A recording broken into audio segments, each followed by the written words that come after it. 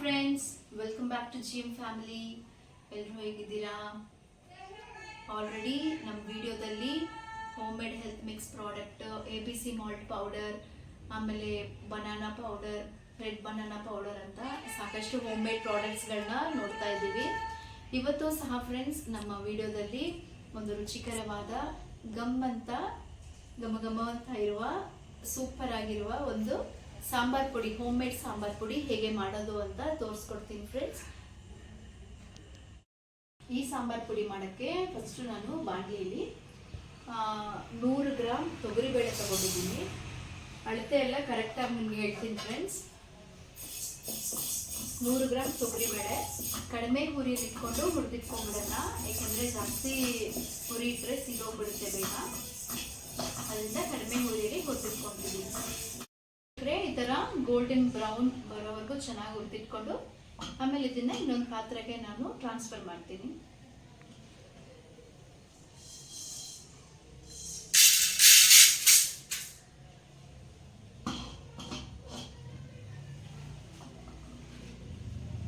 ಆಮೇಲೆ 100 ಗ್ರಾಮ್ ಉದ್ದಿನಬೇಳೆ,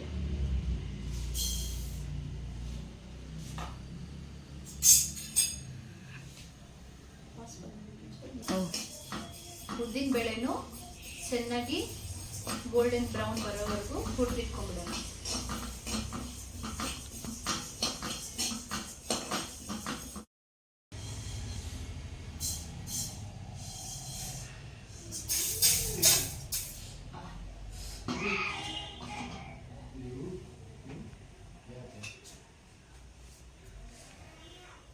ಅದರಲ್ಲೇ 100 ಗ್ರಾಮ್ ಕಡಲೆಬೇಳೆ,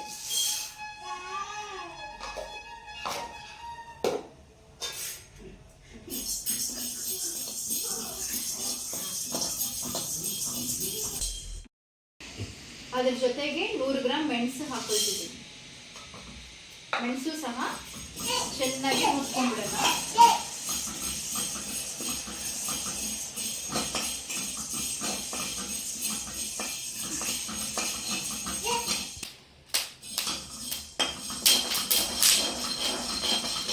ಫ್ರೆಂಡ್ಸ್, ವೀಕ್ಷಕರೇ, ಮೆಣಸು ಈ ತರ ಹುರಿಬೇಕಾದ್ರೆ ಸೌಂಡ್ ಬರುತ್ತೆ ನೋಡಿ, ಆವಾಗ ಚೆನ್ನಾಗಿ ಹುರಿದಿದೆ ಅಂತ ನಮ್ಗೆ ಗೊತ್ತಾಗುತ್ತೆ.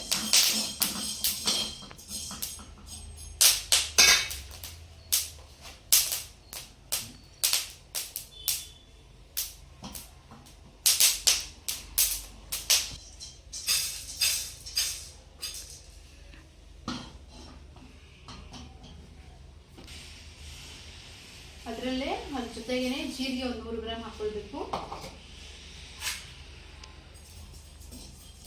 ಜೀರಿಗೆ ಜಾಸ್ತಿ ಹೊತ್ತೇನಿಲ್ಲ, ಬೇಗನೆ ಹುರ್ಬಿಡುತ್ತೆ. ಜೀರಿಗೆ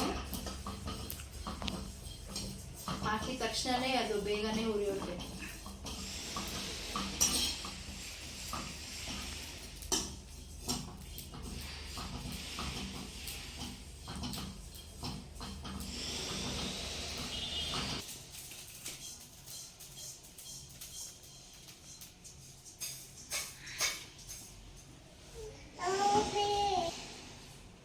ಮೆಂತ್ಯ 100 ಗ್ರಾಮು,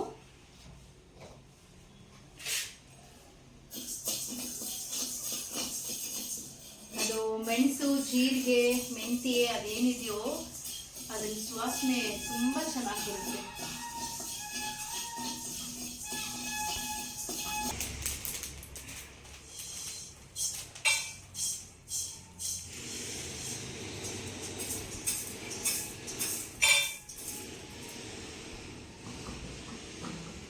ಜೊತೆಗೆ ಒಂದು 50 ಗ್ರಾಮ್ ಕುಸ್ಲಕ್ಕಿ ತಗೊಂಡಿದ್ದೀನಿ.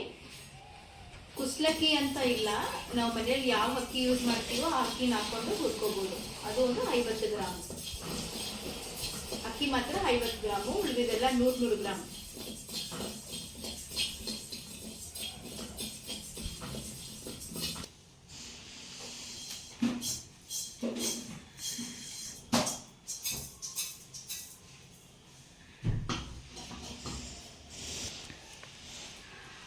ಐವತ್ತು ಗ್ರಾಮ್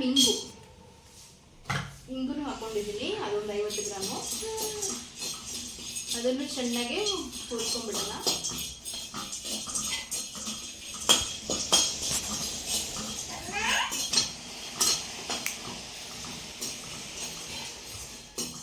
ಅದ್ರ ಜೊತೆಗೆ ಒಂದು 50 ಗ್ರಾಮ್ ಹಿಂಗು ಹಾಕೊಂಡಿದ್ದೀನಿ. ಹಿಂಗು ಹಾಕೋದ್ರಿಂದ ಜೀರ್ಣಿಗೆ ತುಂಬ ಒಳ್ಳೆಯದಾಗುತ್ತೆ.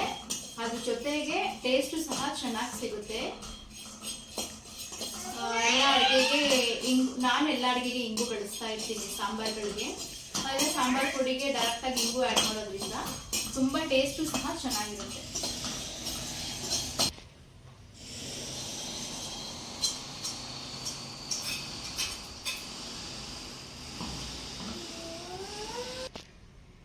ಒಂದು 5 ರಿಂದ 7 ಕಡ್ಡಿ ಕರ್ಬೇವಿನ ಸೊಪ್ಪು,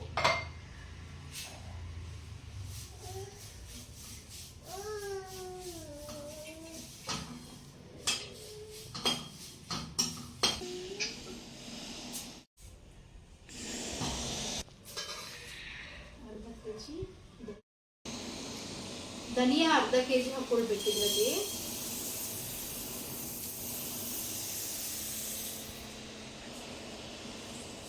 ಕಡಿಮೆ ಹುರಿಯಲ್ಲಿ ಚೆನ್ನಾಗಿ ಹುರ್ಕೊಬೇಕು. ಜಾಸ್ತಿ ಹುರಿ ಹಾಕೊಂಡ್ರೆ ಸೀದೋಗ್ಬಿಡುತ್ತೆ.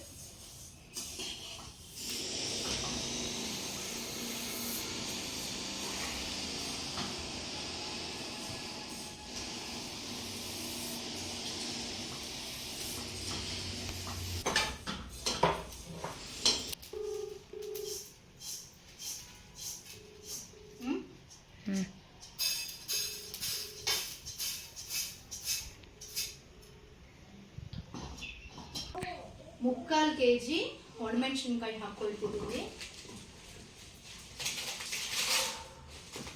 ಸ್ವಲ್ಪನೇ ಹಾಕಿ ಹುರ್ಕೋಬೇಕು.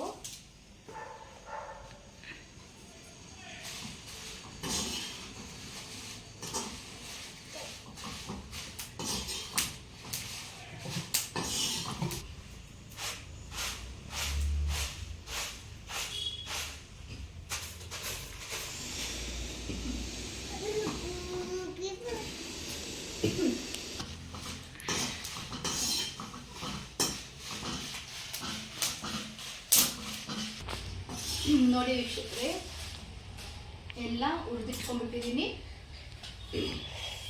ಒಣಮೆಣಸಿನ್ಕಾಯಿ ಮಾತ್ರ ನೋಡಿ ವೀಕ್ಷಕರೇ, ಎಲ್ಲ ಹುರಿದಿಟ್ಕೊಂಡ್ಬಿಟ್ಟಿದ್ದೀನಿ. ಕೊನೆಗೆ ಒಣಮೆಣಸಿನ್ಕಾಯಿ ಹುರ್ಕೋಬೇಕು ಮಾತ್ರ. ಹುರಿನ ತುಂಬ ಕಡಿಮೆ ಮಾಡ್ಕೊಂಬಿಡಿ, ಯಾಕಂದರೆ ತುಂಬ ಘಾಟು ಬರುತ್ತೆ.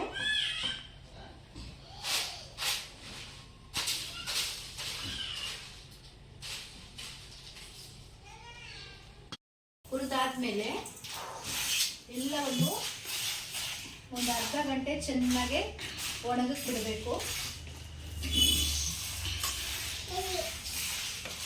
ಯಾಕಂದರೆ ತುಂಬ ಬಿಸಿ ಇರುತ್ತಲ್ಲ, ಸೊ ಬಿಸಿಯಿಂದ ಅದು ಒಣಗಿದ್ಮೇಲೆ ಆಮೇಲೆ ನಾವು ಫ್ಲೋರ್ ಮೇಲೆ ಇದನ್ನು ಹುರ್ಕೊಂಡ್ಬಿಡ್ತೀವಿ.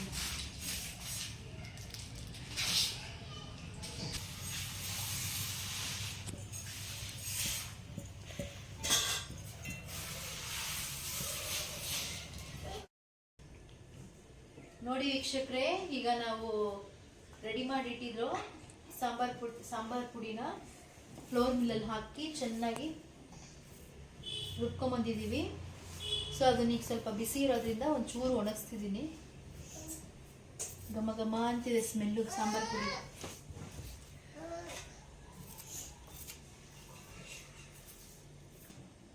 ರುಬ್ಕೊಂಬಂದಿದ ತಕ್ಷಣ ಈ ಥರ ಒಣಗಿಸ್ಬಿಡ್ಬೇಕು, ಇಲ್ಲಾಂದರೆ ಅದು ಬಿಸಿಯಲ್ಲೇ ಬಿಟ್ಬಿಟ್ರೆ ಚೆನ್ನಾಗಿರಲ್ಲ ಅದು. ವೀಕ್ಷಕರೇ, ನಮ್ಮ ಹೋಮ್ ಮೇಡ್ ಸಾಂಬಾರ್ ಪುಡಿ ರೆಡಿ ಇದೆ.